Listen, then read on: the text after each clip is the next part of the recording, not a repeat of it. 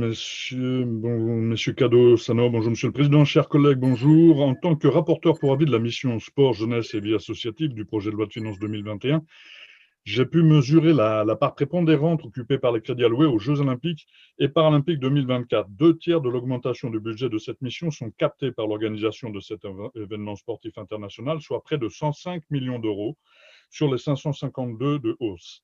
Chacun jugera ici en fonction de ses convictions personnelles du bien fondé de cet investissement colossal. Cela dit, maintenant que nous sommes lancés, nous devons réussir les Jeux.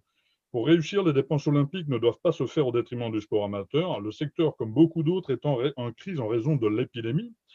Des associations ont, entre mars et juin, lors du confinement lors du confinement actuel, souffert d'une paralysie totale ou partielle de leur structure.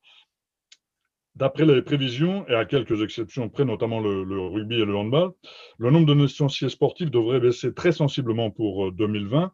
On parle de 20 à 30% dans certaines disciplines. Alors, au-delà de l'adhésion de l'animation des associations sportives, c'est toute une économie qui aujourd'hui voit ses fondements ébranlés.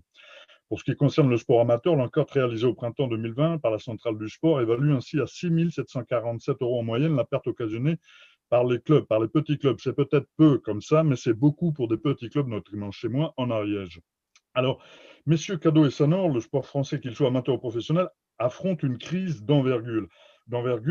Et quel rôle peuvent jouer les Jeux olympiques et paralympiques parmi vos pistes de solutions, notamment, mon collègue Joan Nicole l'a dit, notamment en termes d'héritage, qu'il faudrait peut-être préciser. Et enfin, comment comptez-vous compenser la perte du volume financier de la taxe Buffet due au scandale de la gestion très aléatoire du contrat des droits télévisuels?